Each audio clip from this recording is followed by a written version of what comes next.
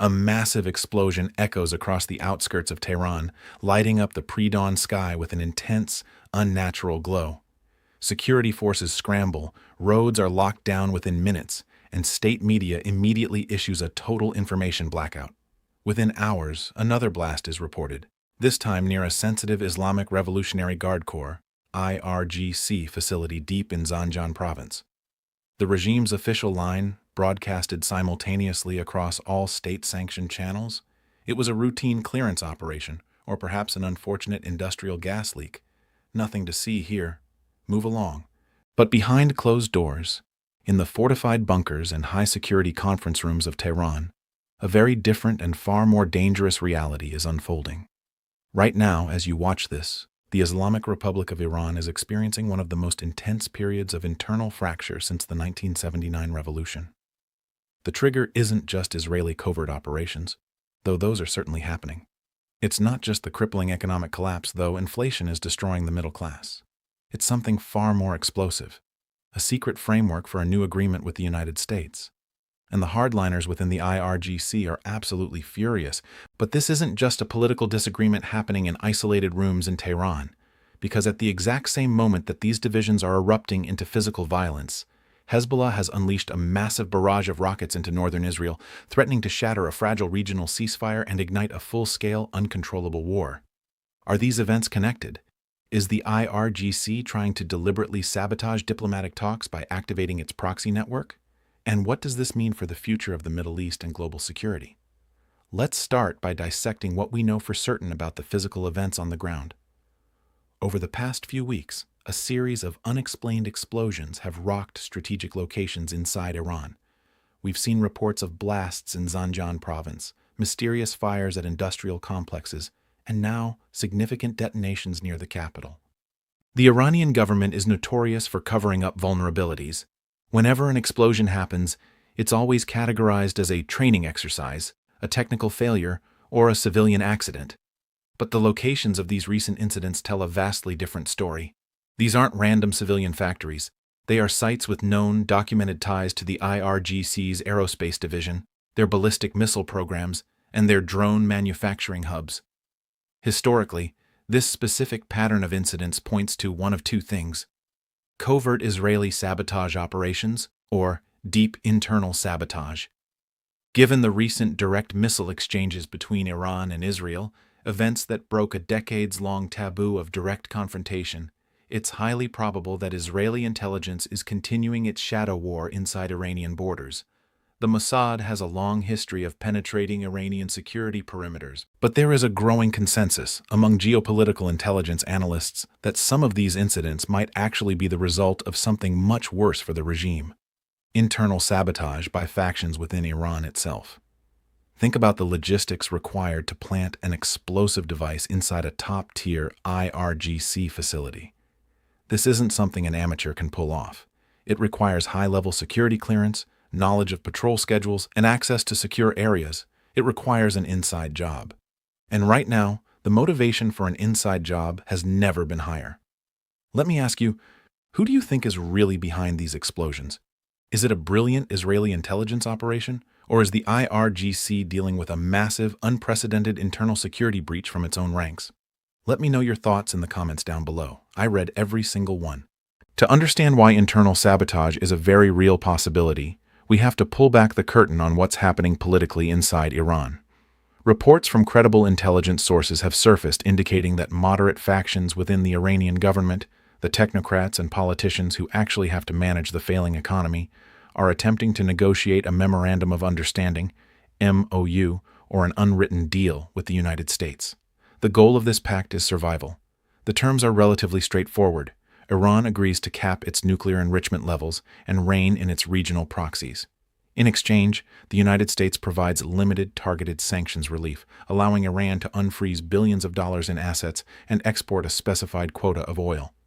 For a country facing devastating inflation, a plummeting currency, and an increasingly angry, disillusioned population that is tired of living under a state of permanent economic siege, this kind of economic lifeline is essential for the regime's survival.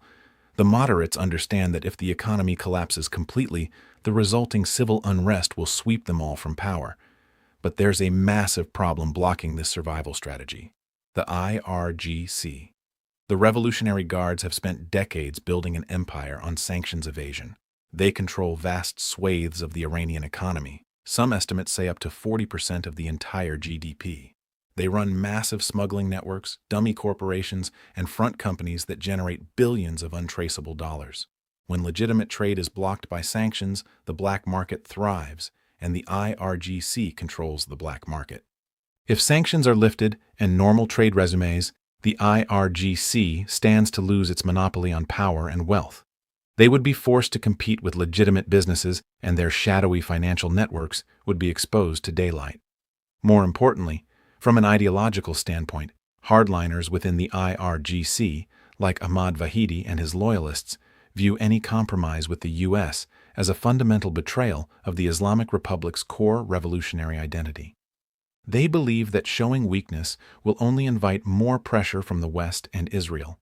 In their eyes, resistance is the only path. This ideological and financial clash has led to open infighting. We are seeing unprecedented leaks to the foreign press, sudden, unexplained dismissals of high-ranking military officers, and a complete breakdown in the unified front the regime usually presents to the world. The deal is tearing the command structure apart. Now, let's zoom out and connect the dots to Lebanon, because nothing in the Middle East happens in isolation.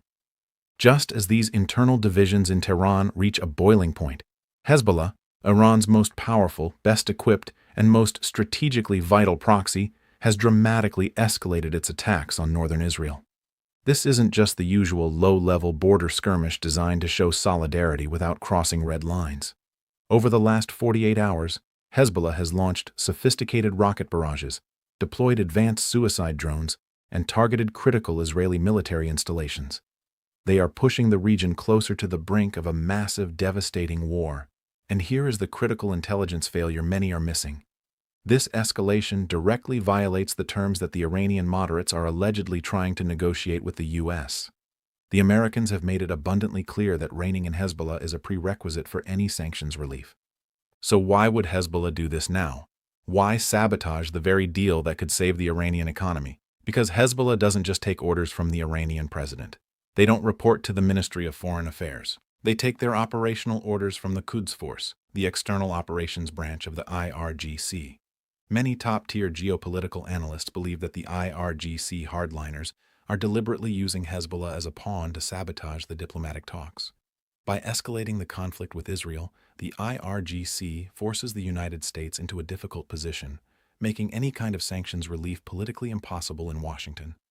How can the U.S. sign a deal with Iran while Iran's primary proxy is actively raining missiles down on Israeli civilians? It's a classic, brutal geopolitical strategy. When you are facing internal political defeat, start an external war. It forces the country to unite behind the military, it silences domestic critics, and it destroys the moderates' diplomatic agenda. If you are finding this breakdown of the hidden dynamics in the Middle East valuable, take a second to hit that like button. It really helps push this analysis out to more people who need to see the real story behind the headlines. While Tehran fights with itself, Israel is rapidly running out of patience. The situation in northern Israel is intolerable for the Israeli government. Tens of thousands of Israeli citizens have been evacuated from their homes near the Lebanese border for months. The political pressure on the Israeli Prime Minister to decisively end the Hezbollah threat is immense. The Israeli Defense Forces, IDF, have responded to Hezbollah's strikes with devastating force, targeting Hezbollah infrastructure deep inside Lebanon, including in Beirut's Dahieh area, the stronghold of Hezbollah's command. But Israel's military planners know that hitting Hezbollah is only treating the symptom. The disease is in Tehran. This is where the mysterious explosions in Iran come back into play. If Israel is indeed behind the blasts at the IRGC facilities, it serves a dual purpose. First, it degrades Iran's military capabilities and disrupts their supply chains to Hezbollah. Second, it sends a powerful psychological message to the Iranian leadership. We can reach you anywhere, anytime. Your most secure facilities are not safe. But if Israel pushes too hard, they risk triggering the exact scenario the IRGC hardliners want, a full-scale regional war that forces the U.S. to intervene directly, scuttling any chance of a diplomatic agreement. It is a terrifyingly delicate balancing act. Israel must hit hard enough to deter Hezbollah, but carefully enough to avoid giving the IRGC the pretext they are desperately searching for. Let's talk about the broader regional context. Following the chaotic events of 2025, a fragile ceasefire framework had been established. It was supposed to de-escalate tensions across the board, from Gaza to Lebanon to the Red Sea. But a ceasefire requires all parties to believe that peace serves their interests better than war. Right now, the IRGC hardliners believe that a ceasefire is a death sentence for their economic and political dominance. We are witnessing the deliberate unraveling of this framework. Every rocket fired from Lebanon, every drone launched from Yemen by the Houthis, and every militia attack in Iraq is a calculated move on a much larger chessboard. The IRGC is actively testing the boundaries, trying to find the exact threshold of violence that will derail the US-Iran Pact without triggering a direct, overwhelming American military response against Iranian soil. The moderates in Iran are caught in a trap. If they condemn the proxy attacks, they appear weak and unpatriotic. If they support them, they lose the deal with the US. They are paralyzed. Do you think the IRGC is intentionally pushing Hezbollah to attack Israel just to derail the US negotiations? Or is Hezbollah acting on its own calculations? Drop a comment below with your perspective on how the proxies are being used in this power struggle. We cannot ignore the economic reality on the ground in Iran because it is the fundamental driver of this entire crisis. The Iranian rial has lost catastrophic amounts of value. Basic goods, medicine, and food are increasingly out of reach for average citizens. The regime has survived past protests through sheer brutality, utilizing the Basij militia to crush dissent. But you cannot arrest inflation. You cannot shoot a collapsing currency. The moderates know that the current economic trajectory ends in state failure. They are desperate for the US Pact. But the IRGC, insulated by their black market monopolies, does not feel the pain of the average citizen. They view economic hardship as the necessary price for maintaining ideological purity and regional dominance. This is why the infighting is so vicious. It is an existential battle over the future direction of the country. The explosions we see, whether from Israeli sabotage or internal factions, are the physical manifestation of a regime tearing itself apart over how to survive. The situation right now is a powder keg with a very short fuse. You have Israel responding to Hezbollah's strikes with overwhelming force. You have the IRGC demanding retaliation for strikes on their bases. And you have a paralyzed political establishment in Tehran that cannot agree on whether to seek a ceasefire or prepare for total war. If the hardliners win this internal struggle, we can expect the US Pact to collapse entirely. Iran will likely accelerate its nuclear program, moving dangerously close to weapons-grade breakout capability. We will see a dramatic increase in proxy attacks across the entire region, plunging the Middle East into a new era of chaos. If the moderates manage to hold on, they will have to do something no Iranian politician has ever successfully done: force the IRGC to back down. They will have to curb the Quds force, cut funding to Hezbollah, and accept humiliating terms from the West. The explosions in Tehran are just the beginning. The invisible war happening inside the Iranian power structure is spilling out into the open. And unfortunately for the rest of the world, when the IRGC fights for its survival, the entire region pays the price.